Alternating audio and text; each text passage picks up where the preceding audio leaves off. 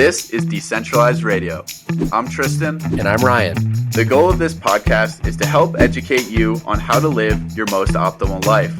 We will host industry expert guests to shed light on topics that matter. We are not gurus, rather two individuals who have had to pave their own path to health and vitality, independent of the centralized systems that plague modern society.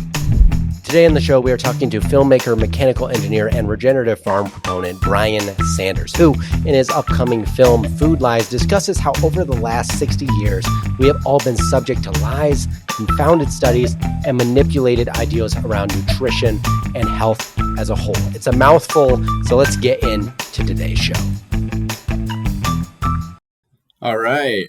We got Brian Sanders today on Decentralized Radio. How's it going, Brian? Man, I'm good. How are you doing, guys? Fantastic. And we got our co-host, Ryan Brown here as well. How's it going, Ryan? Every day is a blessing. Awesome. Yeah. But yeah, we're really excited to get this going. It's, one of our first episodes. And yeah, thanks for joining, Brian. I think both of us have spoken to you before, but we're excited to dive into kind of the latest. I know you got a lot of stuff going on, which is exciting. So I'll have to dive into this a little bit, but also kind of, tap into what really, what you think about decentralization in terms of the health side of things, where your expertise is, and then maybe everyday living also. But yeah, why don't we start? You're working on a ton of stuff. Got, Peak Human Podcast, which is a fantastic source of information. You're running Nose to Tail, a direct to consumer, regenerative meat business, and working on a really cool documentary, Food Lies, which the intro teasers have been really getting me fired up recently. So yeah, why don't you give us like a little spiel on kind of each segment of what you're working on and what are the updates and what are the latest? Absolutely. Yeah. I started this 6 years ago, just trying to make this film, and it turned into everything else. I also have a whole in-person thing, Sapien Center, which you came to, and we had an event, and that was awesome. Social club for people who want to live an ancestral life. Yeah, all the decentralization things. A lot of people there are into Bitcoin and regenerative ag and homeschooling and anything that's outside the system. So this all started 6 years ago. Well, it started 9 years ago when I lost both my parents. So tell the bit of the story in the intro. I think what's best is if people just pause right now and go to YouTube and watch the intro to Food Lies. Just search for Food Lies on YouTube, and it's a featured video. It's 3.5 minutes, and it tells this story. It tells the story of, kind of losing both my parents. Well, it doesn't really tell much of that story, but it's like a really well done piece, if I may say so myself, kicking off the film and kind of just letting people know what we're doing. And my personal story is that I woke up to health around 9 years ago, started changing my diet, and then went full-time 6 years ago and started doing this. And then that turned into Peak Human and Nose to Tail and the Sapien Center and all kinds of stuff. But it's all kind of based around this idea of taking health into your own hands, going outside the system, buying locally, just going against sick care, going against most of the just big government, big organization, powers that be. Usually what's good for them is bad for you, right? People have to remember that. It's like, you got to think these are just opposing viewpoints here. This is a completely opposite, right? It's 180 degrees. If they want you to do something, it's usually because it's easier for them to just control the masses or keep them in line or whatever it is. And doing the opposite is usually better for the individual, right? If you're thinking about individual health, if you're thinking about yourself, which should be number one goal, even to help your family, you need to be healthy. You need to make money. You need to do everything yourself so that you can help other people. And usually that's the opposite of what the big forces are trying to do. So I kind of skipped ahead to the end, but I realized that that's all the things I've been doing. I didn't really understand, my journey. It's not like I had this mission to decentralize my life and have, this personal freedom and this and that. It's just, I was like, oh, well, health is backwards. And then I was like, oh, well, this is backwards. This system's backwards. Then I realized everything's backwards. And I just kept building different things along the way and trying to get people around me on this mission, like you guys or the people I interview or anyone else. Yeah, no, I think that's really good, a really good point. And it's something that I think everybody that has found your the things you put out and the information you do, your film, or worked with you at the Sapien Center and stuff like that, all these people have found similar things that you have found within the medical system, the food system, all these systems that currently run our lives. And I don't think we realize run our lives. And it's almost unfortunate because I feel like the most difficult part of this journey, as we'll talk about later, is that seemingly to find what's wrong in society or what's wrong with the medical system and all these things and to set these rights, you have to have some sort of dramatic something happen to you, whether you losing your parents, like you mentioned, that happened to you, or me or Tristan having some sort of extreme health event that causes you to realize how broken everything is. And that's the unfortunate part. And you have so many projects going on. Like you mentioned, just a few of them at the beginning, but you also have, I think, House for Kids. That's another really cool thing that we can maybe talk about a little bit later. But what do you think right now is the most important thing that you're working on currently? Oh wow, yeah. I mean, I really think it's the information side. It's the film. It's a 6-part series. It's getting this to the masses. It's what is going to move the needle the most. I interviewed a couple hundred people over the years about this stuff, and everyone has their own ideas and solutions. And some people, like Nina Teicholz, is so amazing. Wrote the book Big Fat Surprise. She's a legend, and she's going straight to the top. And she has a nutrition coalition, and she's trying to change policy in Washington D.C. and do all that stuff. And it's amazing. And so many people are doing it from each angle, whether it be a doctor or building platforms for people to get healthy. But I think the information is where it starts, and going to the masses is where it starts. And you have to play the game a bit. I mean, we're going to Netflix. We're going to the biggest place we can.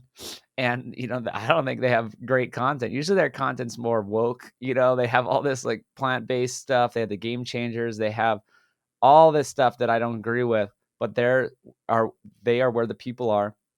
We have to play the game a bit too with celebrities, where I'm looking for an A-list celebrity to back this film, be executive producer, narrate it, stuff like that, because we know that that's what works. That's how people, that's how it goes mainstream. That's why Game Changers work. It's so bogus. They get Arnold Schwarzenegger, who's not plant-based, who eats his favorite food is steak. He, like during the Game Changers, there's videos of him saying his favorite food is steak. He's eating all these eggs every day. It's just hilarious when they try to position him as some plant-based guy. And he built his entire physique on meat. And then, very recently is like, oh, I'm cutting down my meat because James Cameron told me to, because James, you know what I mean? It's ridiculous. So, but no, we're getting good people. Like we are talking to a good celebrity who's into regenerative ag, and happens to be here in Austin and is about it. He's like, he's down for the cause. So we are using those tactics. But so the number one thing is to go to the masses, make a really simple, entertaining film that doesn't get into the weeds, doesn't get into any dietary camps, doesn't, get into dogmatic points of view, and just tells people, what the hell do you eat? Like, what's up with nutrition? Why are we so fat and sick? No one wants to be fat and sick, but we've ended up here. I always say that. It's like, you got to get to the why. You can't tell people to eat less, move more. You can't, nothing works. You can't, just tell people to eat less fat and then just expect them to lose fat. It's just hilarious, these ideas that we've had from on high, over the last few decades. And so we need to get that correct info. If we get that correct info, people change. Not only like you'd be surprised over the years. I'm always talking about this film, right? I'm always just talking to people about food, this, that. You'd be surprised how many people they're like, oh yeah, yeah, I went vegan because I saw the Game Changers. That was great.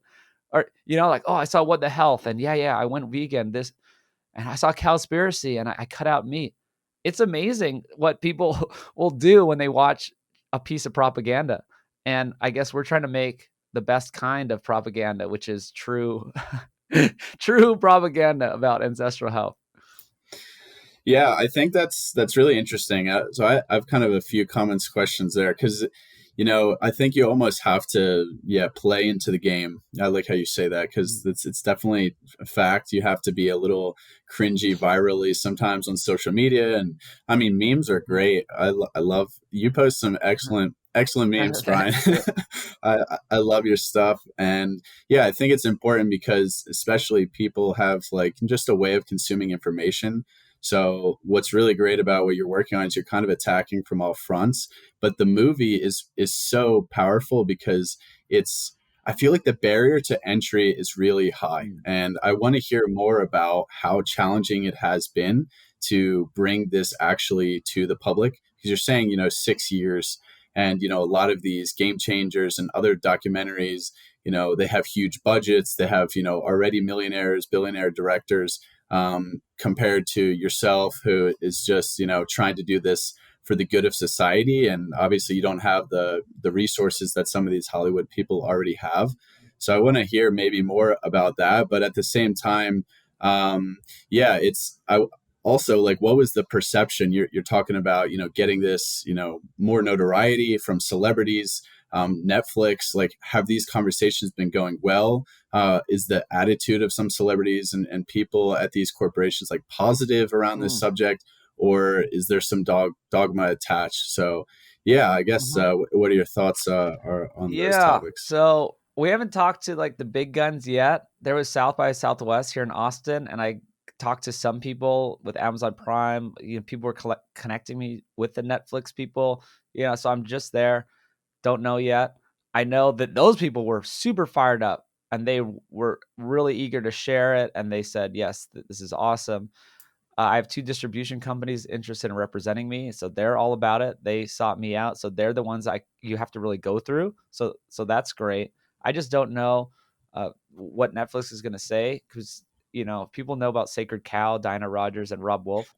I was gonna bring that up. Yeah. Yeah, yeah, that So was my data well, I point. need to talk to Rob personally, but because I don't know the story, but I know that they were on Rogan about a year ago, and they said they couldn't make a deal. All they said was we couldn't make a deal with Netflix.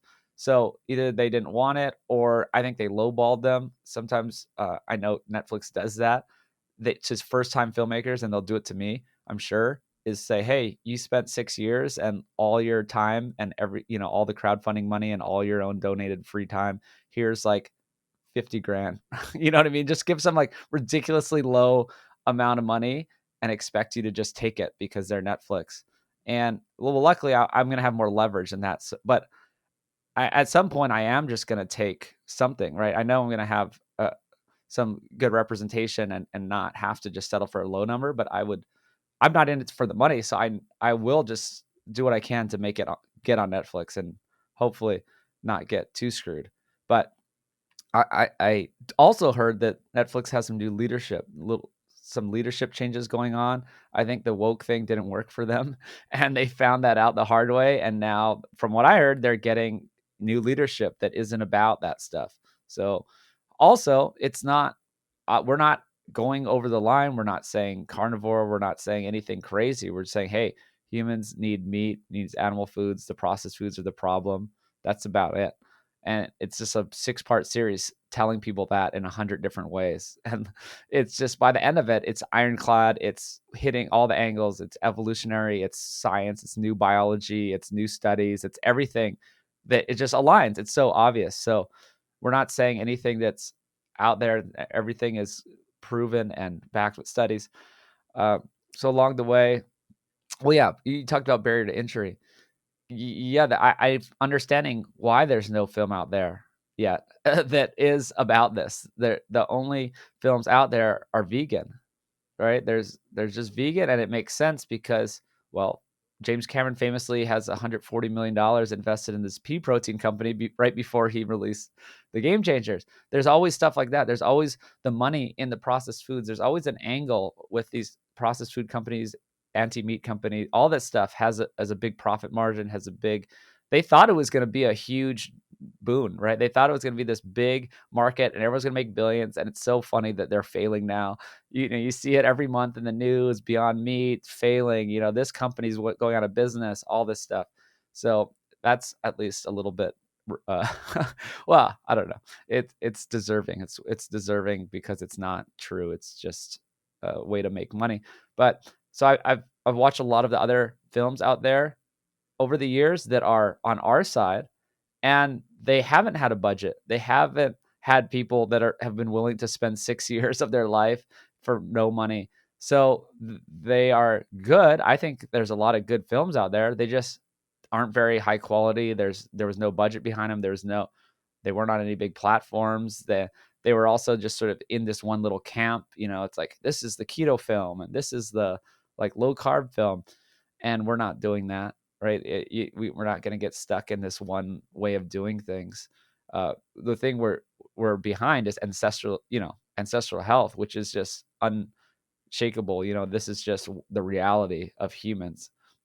So I think everything makes sense, right? That there is no film out there yet. There's no money to be made off of this film. Hopefully it will. That's why I started other things along the way, like Nose to Tail or Sapien Center. Not that I make any money off those. They're all just breaking even. I'm just trying to get by on those. But my idea is eventually, hopefully, it'll all be worth it to do all this and spend all this time. And I'm up to 11 p.m. every night. I cut myself off at 11. I was up until 11 last night. I was like, all right, it hit 11, gotta stop. But I was working on this transcripts because we just did 10 interviews in 10 days for the film to finish off our interviews. That was 2 weeks ago we finished, and I'm still going through these transcripts. And it's just so much work, so hard to do. It makes sense. That's what I'm saying, right? It makes sense why there's nothing out there yet. And I don't think anyone else is going to do it. And even if someone does try to get a big budget and try to do it, I mean, who would that be? I don't know. It's like, I feel like that's my main role in this whole world, is doing this. This is like, I've been on this journey for 6 years, connecting with every other influencer and doctor and paleoanthropologist. And that's all I've been doing for 6 years. And I don't know who else would do that or is going to do that. And if they did have some big budget, then it's just going to be some corporate, big budget thing. They're going to have say on what needs to be said. We have none of that. It's all private individuals who have put in money, and this is going to be the best thing ever made. Yeah, and I think like you mentioned, like part of the barrier to entry is the fact that everything that has been put out there about nutrition or has been made into a film already has been the complete opposite of the message that you've come to build in your film. And so when you're looking for quote funding or distribution and all these things, everyone in industry, because of the way the food system's like built up, and now we have like the Beyond Meat stuff and all that stuff, the way it's been built the last 10, 20, 30 years, it's all built to go the opposite direction of the message you want to portray. So it's already built against you in a sense. And so that's like a huge barrier as well. Mm-hmm. But it's really interesting, the psychology of people and the message that you are trying. And if you've noticed too, it's like the message with all these other films has been a very myopic, one point of view way of looking at health. It's like straight up veganism, for example. And what you're trying to do isn't necessarily say go keto, go carnivore, do any of these labeling sort of Mm-hmm. identities that people find within nutrition or religion, all these various things. That's also part of the problem with a barrier of entry, because that's what people, even subconsciously, are attracted to. Yeah. And that's what I've noticed about myself through my healing journey the last 4 years, is that I would constantly bounce between these labels and attach myself to that community. And it's found within every community. And so even with the good parts of each of those places, the keto community, the carnivore community, animal-based community, all that stuff, there's still that dogma of labeling that I think holds back the bigger message and keeps that barrier up, for people. And I think that's just something that hopefully your film can sort of break through a little bit, because it's Uh, a big task. it is. Well, we have this message: your diet doesn't need a name. We actually got Lane Norton in it. If people knew who that is, Oh yeah. he's kind of against our stuff. But now I realize he's actually for a lot of it.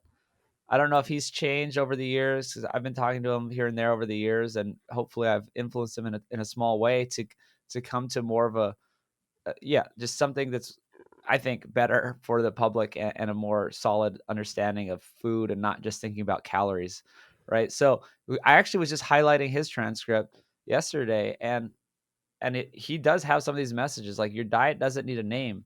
Like we were kind of, leading him down this direction, but we're like, hey, your body needs nutrients. It needs proteins and vitamins and minerals and essential fats, and it needs the right amount of energy, right, from fat or carbs. And most people are doing exact opposite. They're getting far too few protein nutrients, and they're getting far too much energy from either fat or carbs. And these are mostly the refined fats and refined carbs. And that's what your body needs. Your body is not into like the religious zealotry of, different diet names. It just wants those foods. So it's like, okay, well, why is keto or carnivore or paleo or whole 30 good? Like, why are these good? And then why can other diets be good or bad? And it's like, well, it's just about those nutrients and the energy, right? And it's like you want complete bioavailable nutrition from animal foods where you get your protein and your vitamins and minerals, and you want good whole food energy sources like real fats from animals or maybe coconut oil or something, or real carbs from sweet potatoes or fruit or honey, just it's just about real food. And it's like this equation is pretty simple. And if you eat these real foods, then you'll be naturally full. You'll naturally not overeat. And it was great that actually Lane Norton was like really getting this message finally. I really hope that I gotten through to him, because I've talked to him over the years. I'm like, dude, it's not just about calories. People aren't just like sitting there like thinking about calories. Your body doesn't just think about calories. Your body has no calorie sensing mechanism. It has a satiety sensing mechanism, right? That Mhm. means how full you are. Losing fat, not just losing weight. That's a whole other thing. You don't want to lose muscle. You want to lose fat, which is a whole other problem with calorie counting. You could just be eating less protein, less nutrients, and be losing muscle and not knowing it. And we do go into that in the film, and that's a huge issue, and it needs to be said.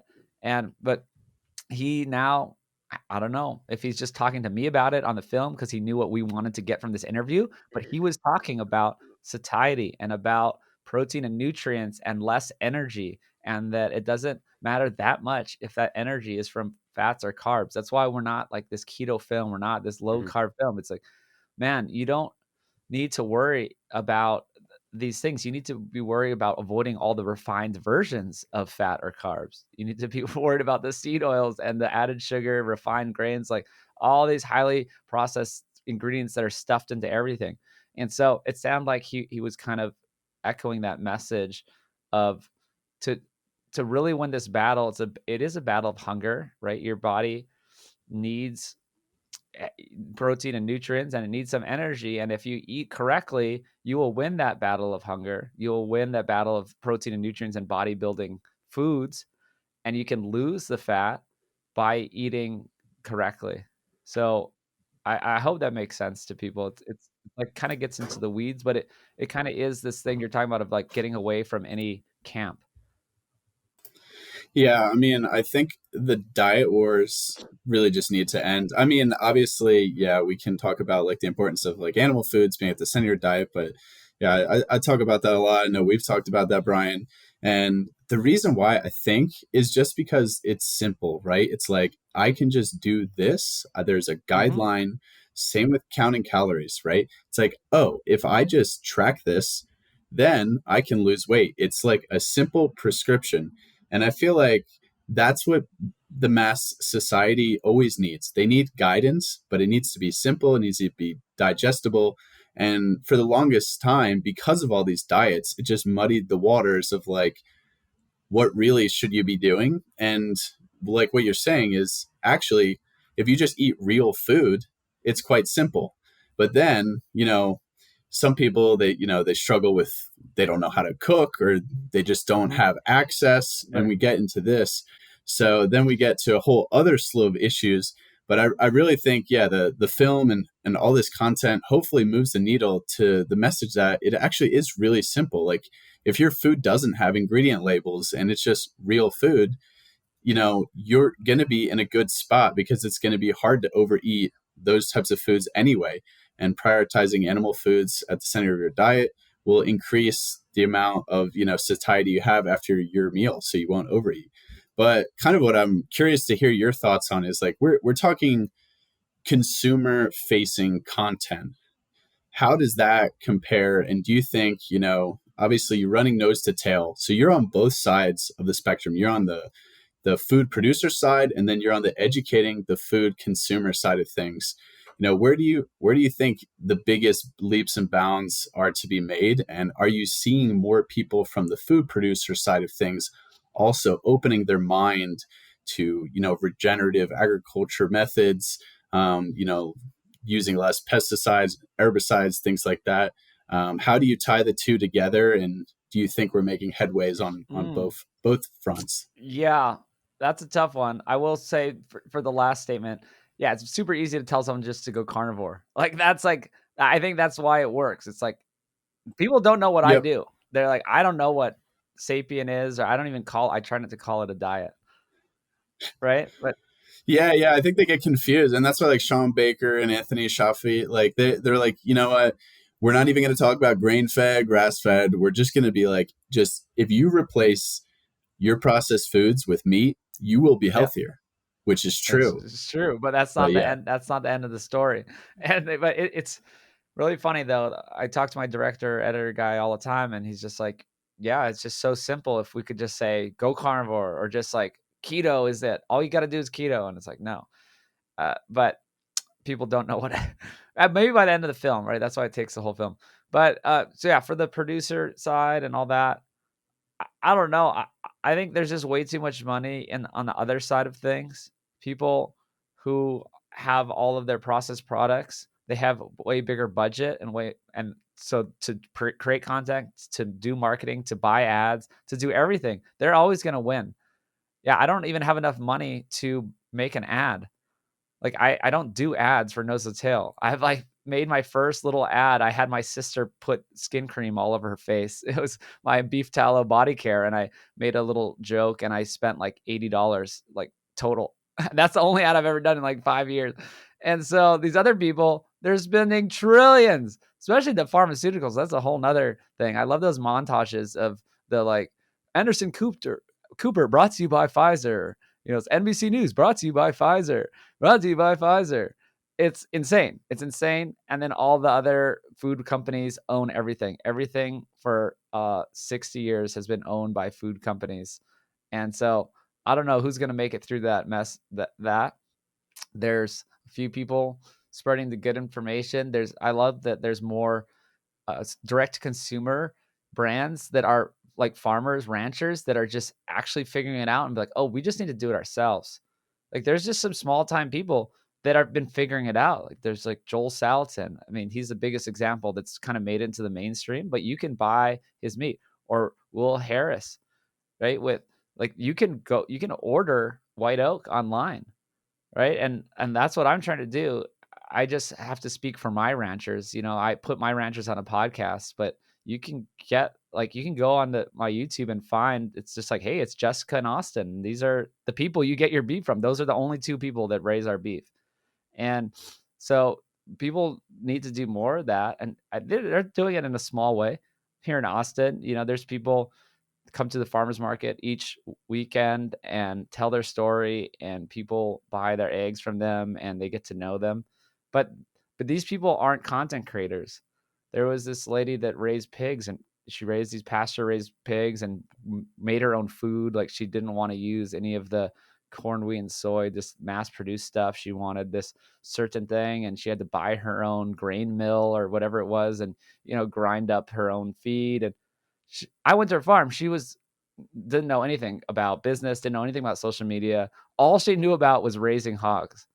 And I think she went out of business. Like she just had to stop doing it because it doesn't work. So I think the future of this movement is going to have to be connecting those dots that you were talking about. Is the food producers with the consumers, and it's super hard to do. There's no money in it.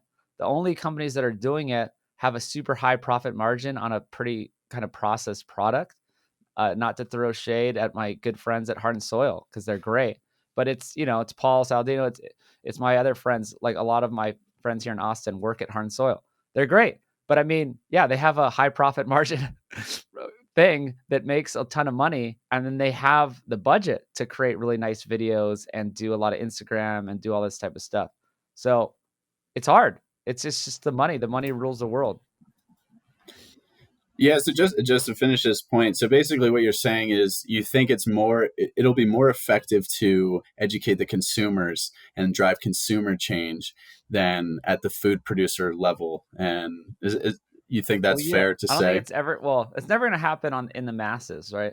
And then Hmm. on and the producers, I mean, the food producers, I don't know. They're not the content producers. I actually haven't thought about this a lot, but and I'm like, okay, I don't know the solution. So maybe there's got to be a whole new group of guys like you, or there's like the meat mafia guys. They're here in Austin. I don't Hmm. know that they're gonna have to just go out and do the education for people. Yeah, and I think that's fair. I think it's a fair assessment. I think there's a lot of momentum going on with the connecting of producers to consumers, like you're saying. But I think it's totally true, and that's what I always say is, the consumer purchasing power is the most powerful thing you have as a citizen of the United States, and where you can actually drive change because people always want to be, more decentralized in nature. They don't want to support these large corporations. Even the super woke people, they're like anti Amazon, all this stuff. But it's like, what are you going to do in your day to day to really make a difference? You really can't buy a car from like a small company. You can't buy a phone from a small company. You can't even buy consumer products, which you probably don't even need from a small company. But what do you buy the most frequently and you need every single day? It's Mm, food. And if you convince consumers, which is what you're doing a fantastic job of producing educational content for, that they can actually make a difference for their health and the community, then that's really powerful. And then that dictates what the producers should be doing. And I think we're seeing that. But I agree. I think there's more to be gained from educating consumers because they're the ones that really dictate change in the I market. love that. I'm gonna have to steal some of that. Yeah, I never really thought about like out of if you look at someone's budget, it's almost like I could do a meme with a pie chart of like where your budget can go. And yeah, all the rent. It's not like you can pay rent to someone else. It's just like it is what it is. All these Hmm. things, but then the food is the last thing that you have control over. And then I mean that's could be like 20-30% of someone's budget for the month, or it should be. I love those comparisons back in the day where we used to spend like way more of our monthly income on food, On and now food. it's like Mhm. 8% or something. It's going down way low, and most of that's just to like restaurants and stuff. So yeah, you should be spending a lot of your budget on food. That's what we've always done, and that's when we were healthy. Yeah, I mean, if you look at my budget, and I was actually looking at mine the other day because I was trying to working out a new budget to cut costs and some things that I don't need to spend money on. And the one of the biggest things I spend money on every month is food because I go and buy like boatloads of like beef, or like I buy half a cow or something like that. I just ordered a freezer chest to get half a cow in there and all these things. Like most of my budget actually goes to food. And I was telling my girlfriend this the other day. I was like, if there's one thing I'm okay spending money on, it's quality food. Because at the end of the day, like this is what's going to bring me or break me down. So I think it's something that people should think about. And to me, it makes total sense that the consumer drives a lot of this type of change. That's why there's so much effort in converting or controlling the consumer from the opposite side per se, because that's where the control is if you have them in line, not to make it all like doomsday like, but if you have them doing what you want them to do, then you control the system, which is what has happened. And we basically have to, the goal of this podcast is to educate people to really think for themselves and to really figure this stuff out for themselves. Because Hmm. even within these communities, which I think are great, and I think they're great first steps, whether carnivore, keto, whatever, um, it's still, people still fall into the trap of they think they're thinking for themselves, but they're really still asking to be told what to do.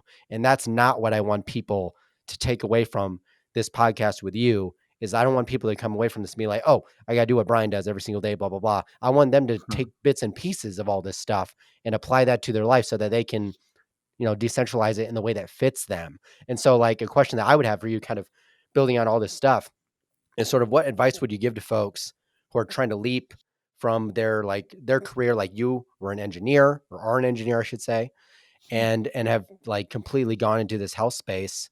That's a big, like, that's a scary thing to do, to like go from this like set of Mm-hmm. income to jump into this thing. What advice would you give to people that are trying Mm. to get into that? Because I think that's also a barrier too. Is I think there's a lot of people out there like me and Tristan that want to do these things, but then we're like, oh man, how do we do it? And then transition into it and be successful. You know what I mean? Yeah, well, there's two sides. So one side is transitioning into just eating this way, and I think that's a long process too. I didn't do it overnight. And back to like the money I spend, I am happy to spend $8 on my eggs. I am not like, oh man, these eggs went up $1. I don't know. I'm like, I am very joyous when I give my $8 for my eggs. But everything else, I'll be, being thrifty. I'll be like, wait, why are we paying this much? Or I'm going to go across here and get something else. But when it comes, because yeah, I'm good with my money. But when it comes to my food, it's a whole different feeling. It's like, please take my money. You are doing this well. But yes, it is a process. I get it. I didn't do it overnight. But then for the larger picture, I guess the career side of yeah, there's probably a lot of people listening that wish they could get into this. And I have a lot of people at the Sapien Center that's what they're doing. They have corporate jobs, or they have whatever job they have, and they have all the side projects, and they're working on them, and they're making really cool things, and we're trying to collaborate and help each other. And so I guess my personal experience, maybe I can hopefully rub off a little on people. How I did it was, I always lived like I made minimum wage. That was just something I've done my whole life. I just I don't know. I just don't care about nice things. I wear the same clothes. I spend like $0 like on clothes. Like, I don't care. I have an old car. I mean, it's a nice car. It's an old car. It's 20 years old. But I love it. Uh, so yeah, so I worked in mechanical engineering. I worked in tech. I made decent money, but I pretended I was making minimum wage, and I saved it. And that helped me go off on my own. I taught myself skills, spent a lot of time sitting there doing free things, learning things. I think a lot of people do not do free things. They don't understand apprenticeship. Apprenticeship was a huge part of history, right? If you have to learn a trade, and you have to work for free, and people are like, "Oh, bro, like you can't work for free. Like interns deserve to be paid, and this and this." I'm saying, yeah, I mean, I kind of get where you're coming from. Yeah, get paid doing something else, and learn a craft for free. Spend the time to learn. I taught myself almost everything over these years. I didn't learn much that's I use now in mechanical engineering school, other than how to do root cause thinking, systems thinking. I think that did actually help me a lot, of like that critical thinking of not just like, oh, how do we do something and put a band-aid on something like the whole sick care system does. You think of the root cause. Oh, well, we need to start back at the diet, right? But what I also had to learn is how to design a website, how to like file a trademark, how to start a bit. I did everything just by putting in the hours, grinding away, doing it in my spare time. And I mean, if you do that while you're saving money, and then you have some sort of genuine passion, and you're trying to do something that's genuine that people care about, then you will succeed. I think people will find you. And that's all I did. I threw out a website saying that I'm making this film 6 years ago. I wasn't a filmmaker. I just made a website on Wix that said that I'm making this film. And then I just started emailing all my favorite doctors and scientists. And then everything just came from there. So yeah, you just got to do something that people care about. Like, I mean, if I was making a film about something people didn't care about, then it wouldn't have worked. You got to just, yeah, find that, be a community organizer, work for free, give, like, don't think about like how you're going to make money or what you're going to get from people. If you just start trying to just give, you'll get back more than you'd ever thought. Yeah, I think those are all like it's great to hear that, especially with someone who's done this for years. And for myself, I know Ryan and I both kind of are like getting into this more so, filing LLCs and all that fun stuff, right? And taking the leap of faith. But even so, I really enjoy fixating on like the mindset of things, right? And like for me, probably for Ryan, for you as well, and I want to hear more about it, is like when you take this leap of faith, it can be pretty lonely at first, and probably your friends from before you just fully committed into something like health, they're not sharing the same passions, they're not sharing the same interests, so it can get pretty isolated. But then you really have to basically put yourself out there. So I think if you're passionate about something, like you're saying, just pursue it. If you put in the time, if you're authentic, people love authenticity, they love just passion. And naturally you're raising to a frequency that people just connect with, and they're willing to listen and hear what your business is about and how you're going to make a difference. But you do have to really put yourself out there. So how did that work for you? Were you kind of just like fully committed once Mm. you realized you could make a difference, or how did that come to fruition over like the beginning 1 to 2 years in your early stages? Yeah, I do credit my parents and my education and my childhood growing up where I actually did just believe, maybe stupidly, that I could do whatever I wanted. And also just as a just being a bad entrepreneur where I just would dive into things without a business model. Sometimes it's good to just be young and dumb and you're just like, I don't know, I'll figure it out as I go. So many people are there like, oh yeah, I got to build this business model and what is my ROI on this and like what are my costs at this and profit. I'm like, I don't know. I don't know. I'm just gonna do it. And and it was almost a foregone conclusion to me that this would all work, and I'm still in the middle of the process because it hasn't worked yet. My film isn't out and I don't make any money yet. But in my head, I'm a trillionaire. I am absolutely a trillionaire in my head. I do not think that that it's not going to go this way. And it doesn't matter. I'm just joking about the trillionaire. I don't need to make $1 trillion.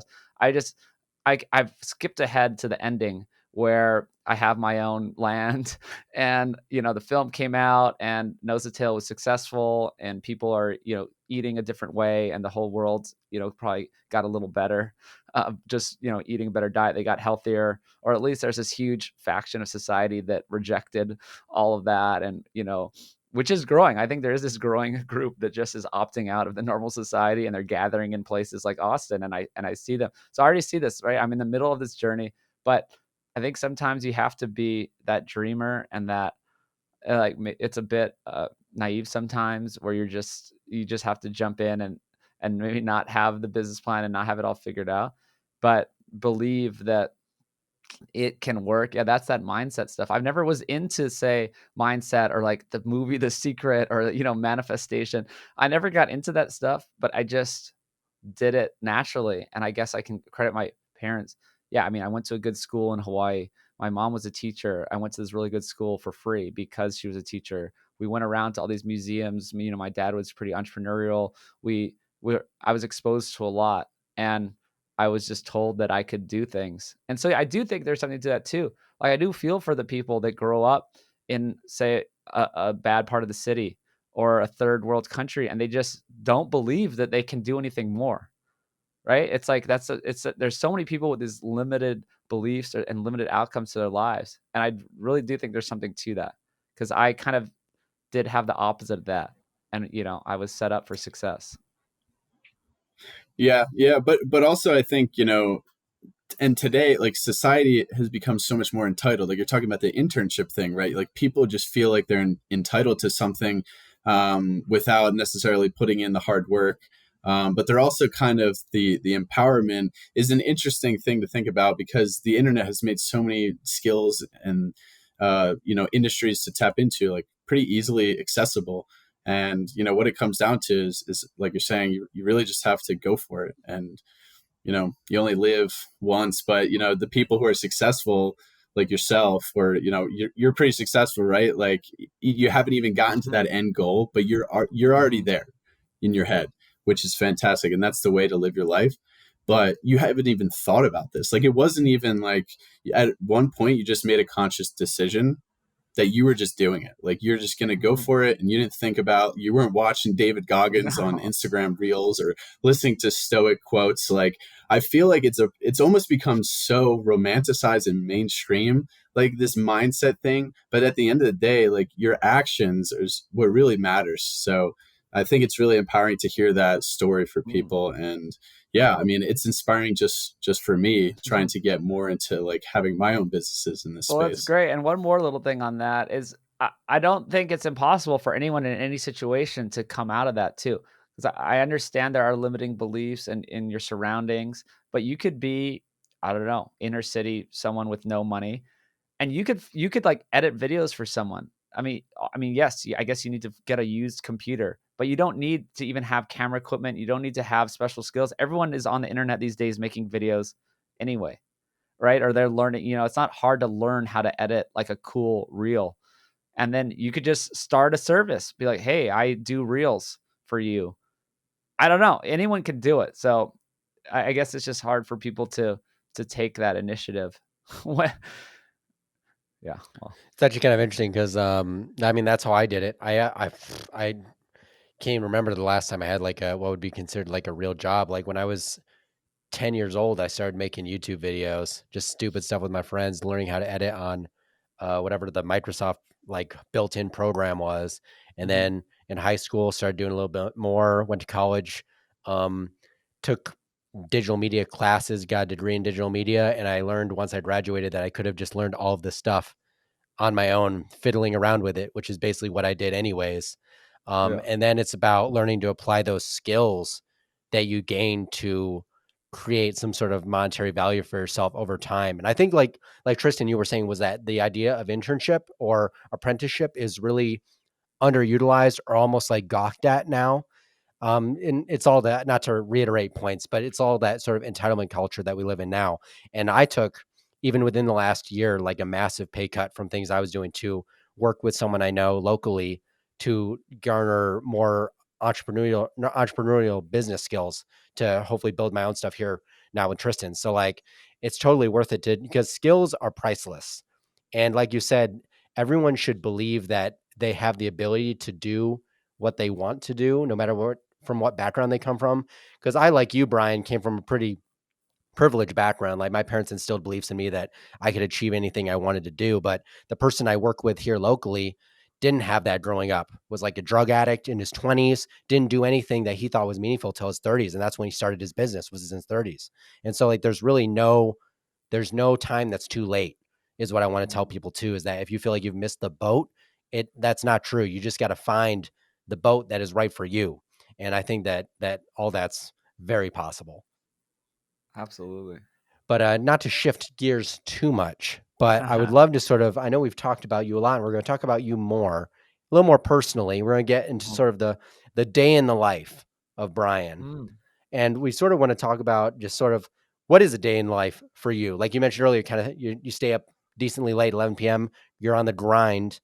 How do you have, how have you developed that sort of work life balance, or don't you have that work life balance, or what areas do Mm. you struggle in and what areas do you think you excel in sort of your day to day, but sort of just kind of walk through like Yeah. a day in your life. Absolutely. Yeah, I've just committed to not having a work-life balance for 2 years. So I'm in my 2nd year of it, and we're gonna finish this film this year, and then I am committed to work-life balance. But how I do it now is I don't have an alarm. I value my sleep. It's pretty much equal with food for me, really. It's like I actually found out that I'm more consistent with my sleep than I am with food. Right? Like, if I travel, like, I'm not gonna be perfect with food. I'm not one of these guys that brings, liver in a Tupperware or whatever Saladino does. Uh, I mean, that's great, and I applaud him, but that's just not what I do. But I'm consistent with my sleep. Absolutely. I will always get my 8 hours of sleep, and, I think that's really big, and I only eat 2 meals a day. That's what I found works for me. I do not snack. I think part of success with dieting, not dieting, success with eating and losing weight if you want to, is to not have to use your willpower. So if you are using your willpower, you're doing something wrong for one thing, and also it's not going to work. It's never going to last. That's why 95% of diets fail. That's why it never works. That's why we're 88% unhealthy, metabolically unhealthy in the U.S. So to not have to rely on willpower, I eat the correct foods, animal-based foods and other whole foods, and therefore I'm properly satiated, I'm properly full, and I don't have to snack. I'm not interested in snacking. I'm not interested in eating other bad foods because I eat 2 big meals that are based on animal foods and other whole foods on the side.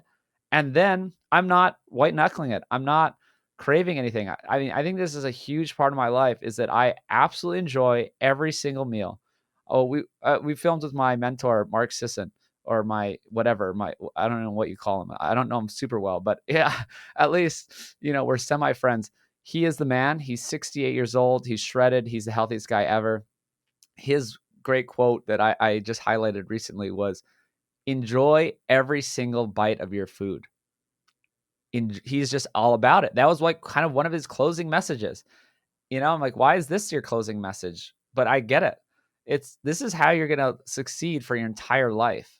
If you find this way of eating that you absolutely enjoy, you are absolutely satiated and you get your nutrient requirements, and you are not out there looking for Doritos. You're not out there trying to pull into a fast food place. So many people don't have this. They don't enjoy their food and they are never properly satiated. They don't even know what the feeling of your body is that is actually getting the right protein and nutrients and feeling good and not having weird digestive issues, not having low energy, not having whatever. So maybe I can move that to the forefront of, like Mark Sisson, enjoy it. Like, you got to figure it out. And if you enjoy it, you're not using your willpower, you will stick to it and you will change your life. So I do that by eating 2 large meals. I eat my nose to tail meats. I have all the different, beef or bison or pasture raised pork and all that. Just do different combinations of that. I get my pasture raised eggs at the farmer's market. I get my fermented vegetables on the side. I just do a little bit of sauerkraut, some pickles, just like really simple stuff. Maybe a little avocado, some cheese. That is it. Those are my meals. I'm eating a buffet of delicious things, and it's not that hard to do, right? I just heat up a little meat. Like, that's the time it takes for me to heat up meat is the time it takes to cook my meals, to prepare my meals. Because while I'm heating up the meat in whatever way it is necessary, I'm just dumping things on a plate, right? I'm like cutting up a little cheese, I'm throwing some pickles on the plate, whatever. It's so easy. And dinner, I guess a little different. Maybe I have some more carb sources, different, sweet potatoes, or sometimes I make white rice, like a really good, clean organic type of white rice cooked in bone broth, get some extra nutrients in there, and like a big hunk of steak or lamb, and some fruit for dessert. Like, this stuff is amazing, never gets old. I've eaten almost the same thing for 2 years straight. The 2 years that I've been in Austin, I've not eaten much differently than that for these 2 meals. And I don't even go to restaurants. People think I'm insane because I have no idea what restaurants are around me or what restaurant is good or anything. I have no desire. Maybe a couple of years ago I did, like along my journey, it doesn't happen overnight. Along the way, I was like, okay, yeah, I'm good all week. And then I want to go to like whatever, Chipotle. It wasn't like I was eating like just total trash. I'm like, oh, I'll go to Chipotle or something.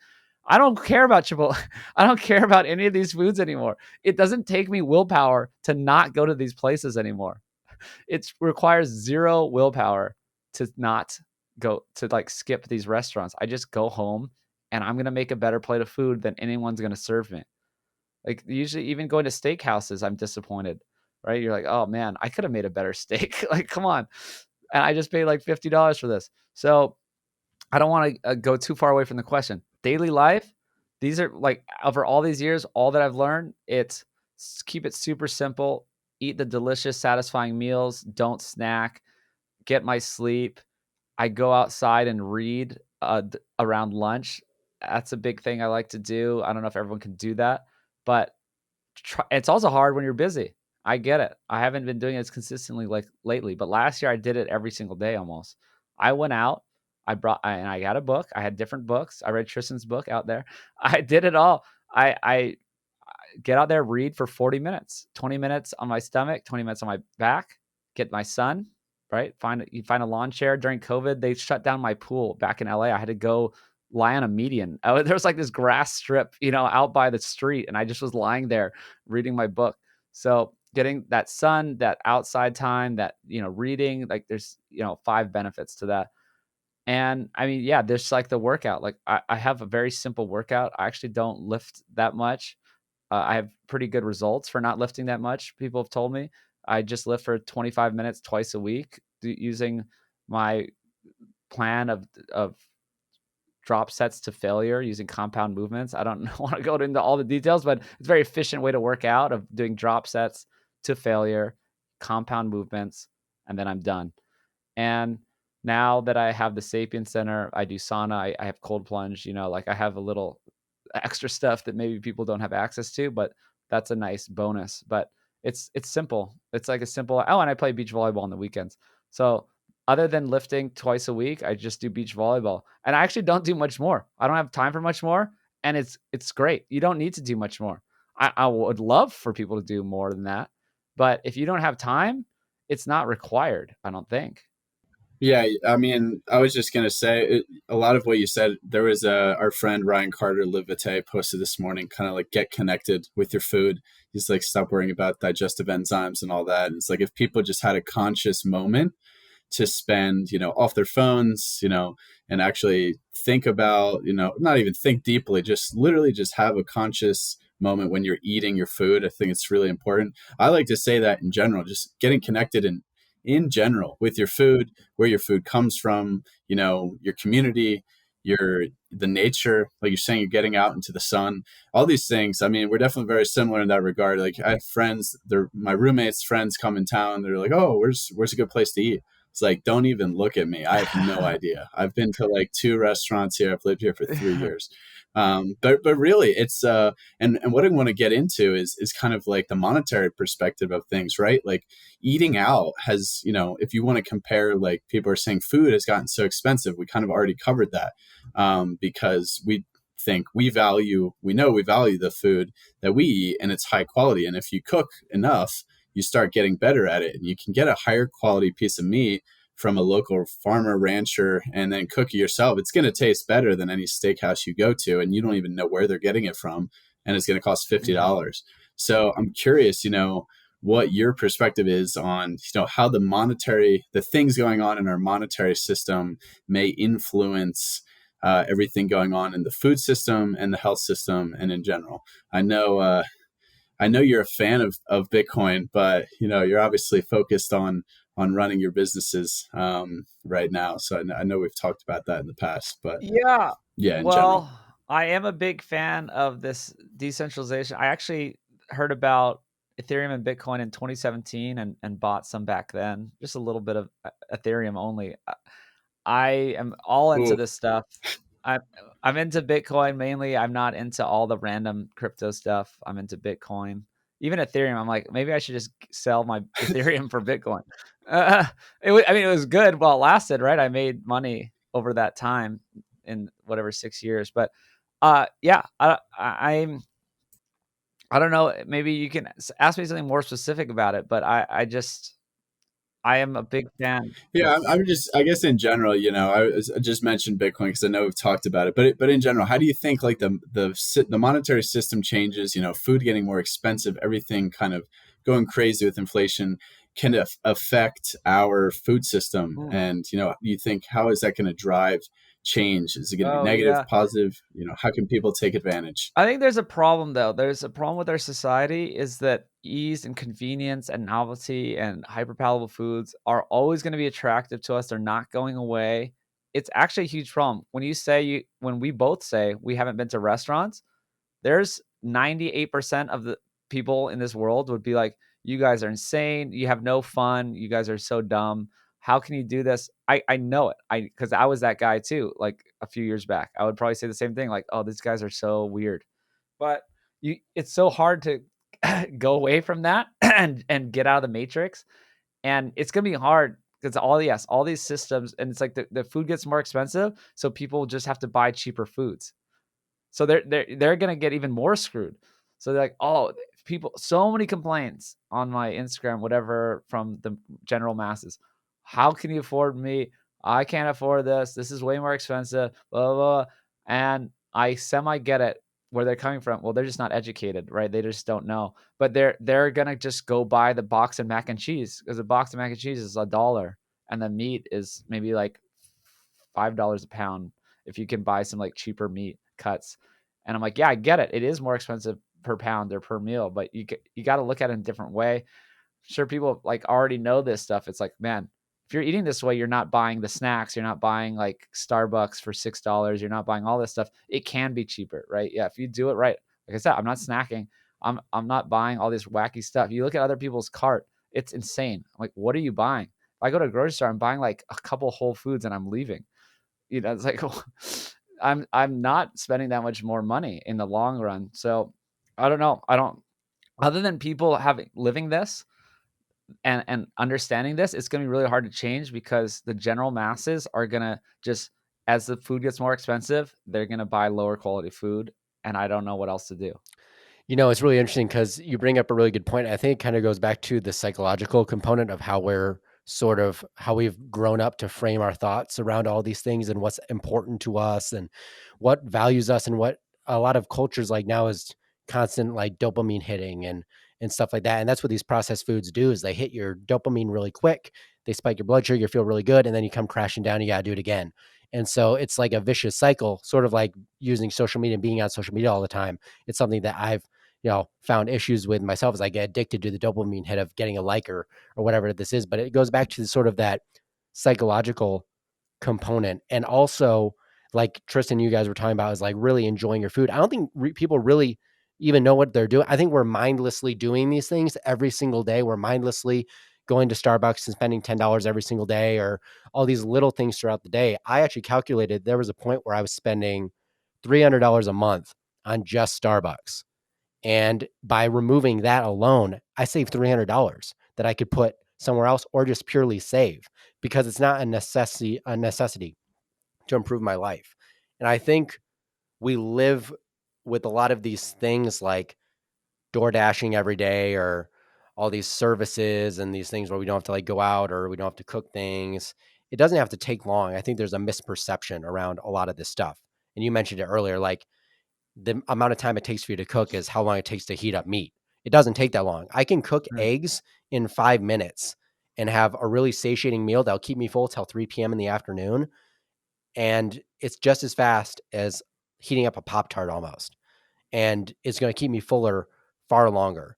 And so I think it's really about reframing the way we think about living our lives. And that's super difficult. But once you get there, you just realize how much time, money, and all of these things you are wasting pretty much.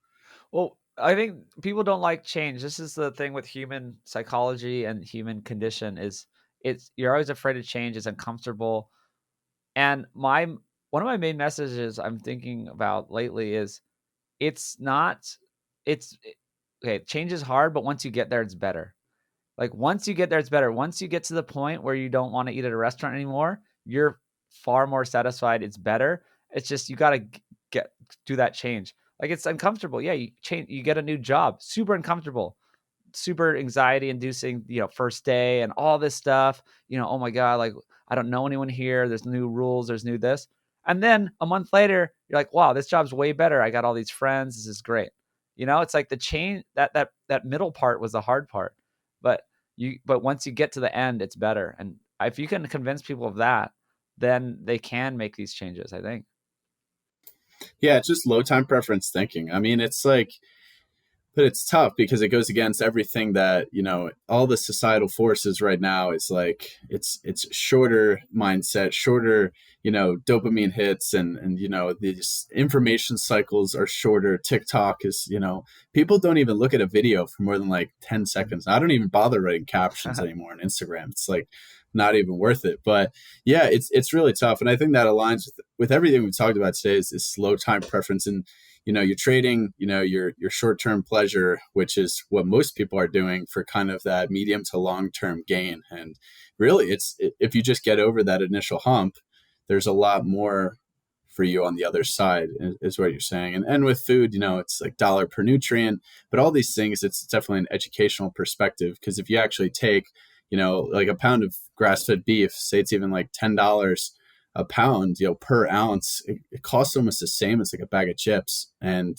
like the nutrients you're getting, I mean, there are no Yeah. nutrients really in like a bag of fried potato chips. So I think that it just goes back to the educational piece and being more connected overall. But yeah, I think everything that we want to come and think about here on this podcast and in life, decentralization, which you're in tune with, is really just elongating your time horizon. And I think you're a great person who embodies that, because you've been working on these projects for multiple years. Like, so many people, even from a business perspective nowadays, investing and all, everyone became like a Robin Hood investor, and they want to get rich in like a year. They want to do all these things in like a year. And you have to realize that anything that really is going to be high quality and make an impact in the world, it's going to take multiple years. So like, you have to understand that commitment up front and be okay with that, and realize that on the other side, things are going to be a lot better. And also, you're going to have far more of an impact if you do it the right way, compared to, like you're saying, these short little keto films, which really didn't hit home. And I've never even heard of them. Yeah. Well, I just was thinking maybe my number one superpower, not that it's a superpower, but my number one thing that's helped me is delayed gratification. I've always had this delayed gratification. People probably know about the famous marshmallow experiment, and the kids were more successful later in life that had that delayed gratification with that little marshmallow test. So I don't know. Maybe there's only a certain percentage of the world that can have that delayed gratification, but it seems to be a very consistent thing in successful people. And I think it is my competitive advantage. And I think it's amazing. And I think everyone should learn and strive to be that. I don't know if there's a class in how to be how to think this way, right? How to have this low time frame. I don't know. Maybe there needs to be someone that coaches people on how to have this delayed gratification and long term thinking. Did you have that like your whole life, you think, or is that something like more recent? Because I feel like for me, it's definitely like it just compounds as you get, you do one thing where you realize you kind of stop doing, like, say for example, you stop partying on the weekends, all right, and instead you wake up early and you go hiking, or you work on your side business or side hustle or something like that, because Yeah. that's one step in the right direction. Then that could translate to food, that could translate to exercise. So were you always like that, or do you think it kind of just compounded over the past 5-10 years?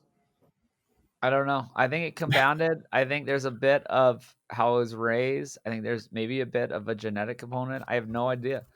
It's like, why doesn't everyone have that? If everyone had it, then everyone would be, I think, more successful. So maybe it is just this certain thing that you have to really learn and hone in.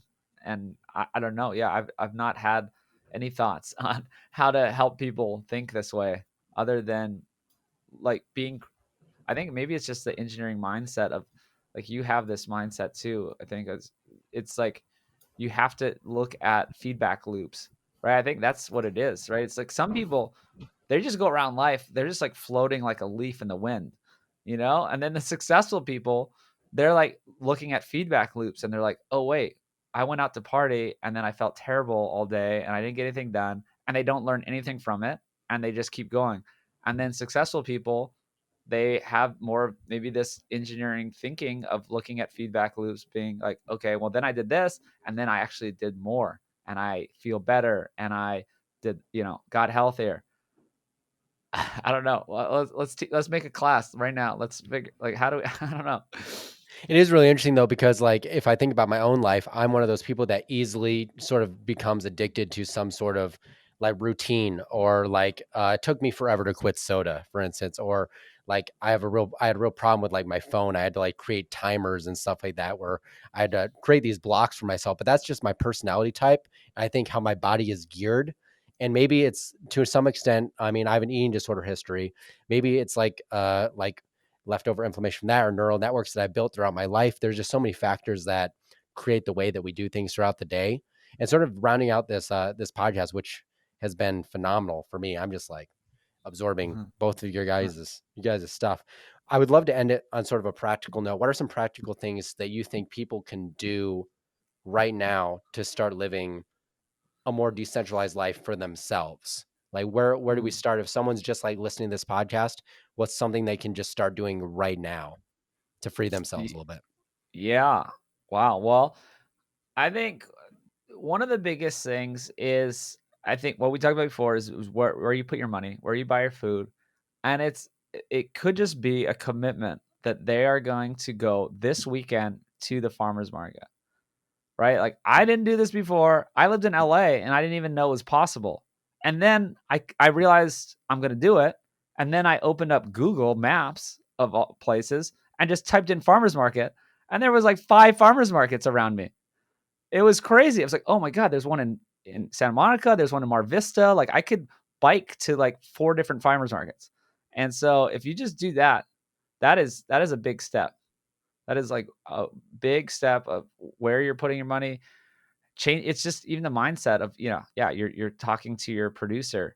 Then you're gonna, buy less things from the grocery store, maybe buy less Uber Eats. So yeah, I don't know. I think that's just a great place to start. Yeah, I mean, for me, I think one of the biggest things was really looking at where my money, what was coming in, where it was going to, and then reassessing where I really put my values. And are these things really just me seeking some sort of comfort from something that's lacking in my life, or me trying to deal with stress? And then reprioritizing those things. And I'm sure, Tristan, you've done probably many of those similar things. Yeah, totally. I think it's like, I like Brian's message a lot because it's, take an actionable first step, right? Like, I think a lot of these health influencers, like, and we're friends with a lot of them, it can be intimidating, their whole lifestyle. And I know for sure for me, it's like people see what I do now and they could never imagine their daily routine being like that. But I was like, yeah, well, this has been, 4 years in the making, right? Like, I didn't just all of a sudden do everything that I do in one day. So yeah, take an actionable first step and then you'll see, how empowering that is. You're feeling better. You're spending your money on things, you're learning new skills, you're connecting with people, and it's kind of like contagious from there. So, but everyone, it happens at their own speed. I think that's what's really on you to figure out. But I resonate heavily with that message. So yeah, Brian, where can people find you? Where can people find the latest and greatest on your films and all the things that you got going on? Yeah, mainly Food Lies. Just search Food Lies wherever you are, and I should be there. I haven't joined TikTok yet, but I do Instagram a lot, and you can go to YouTube and search Food Lies. You can go to nosetotale.org and find our meat there. We deliver to 48 states, and we have other body care products and stuff like that. That's about it. I mean, we're still crowdfunding. You can through whatever Food Lies platform you find, you can find the Indiegogo. So we're still just using that money to pay our composer, our graphics guy. We have this amazing digital artist doing like tons of graphics. So we don't make any of the money. We just give it to the people who need to do those jobs to finish this film in a super high production value way. Like, yeah, we're going big. I'll tell you that. And yeah, that's about it. Just share it with your friends. Go listen to Beak Human. I don't know. That's all. Is there a target release date for the film at this point, or is this still No. TBD? Well, this year, I mean, we're just finishing this year. We're just like, there's no way we're not going to just finish it this year. We just have to do it. Maybe I have to stay up till midnight instead of 11, but we're going to finish it. We're pitching it around to these big platforms this summer.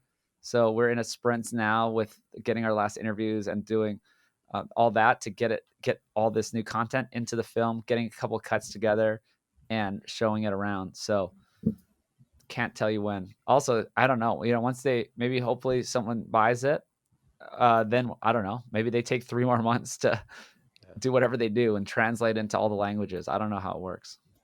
Got it. Well, yeah, everyone, I feel like you should definitely go watch the teaser. The introduction really gets me fired up. Follow Brian on Instagram. He has the best memes in the health space. Nose to Tail has great, beef tallow skincare products that I use. I can affirm this as well. And yeah, thanks so much, Brian. I think this was a really great conversation. And it's a little inside look into what it takes to really be on the ground working, creating impactful businesses in the health and food community. So thanks so much for coming on. All right. Thanks, guys. Good times.